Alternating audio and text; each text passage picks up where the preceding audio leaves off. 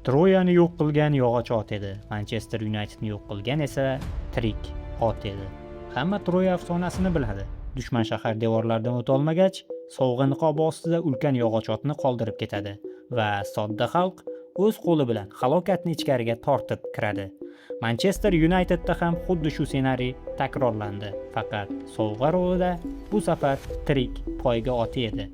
2001-2002 yillar Sir Alex Ferguson dunyo ot sportidagi eng mashhur Rock of Gibraltar, ya'ni Gibraltar qoyasi laqabli poyga otiga ham muallif bo'ladi. Ushbu ot ketma-ket 7 ta Group 1 eng yuqori darajadagi poygalarida g'olib chiqib, dunyo rekordini o'rnatadi va 2002 yilda Yevropaning eng yaxshi oti deb topiladi. Lekin mojaro otning poygalardagi g'alabalarida emas, uning ortidan keladigan naslchilik daromadida edi. Otning umumiy bahosi qariyb 50 million funt sterlingga baholangan edi. Ferguson otning naslchilik daromadlaridan 50% ulushga egalik qilishni da'vo qildi. Bu yiliga millionlab funt sterling degani edi.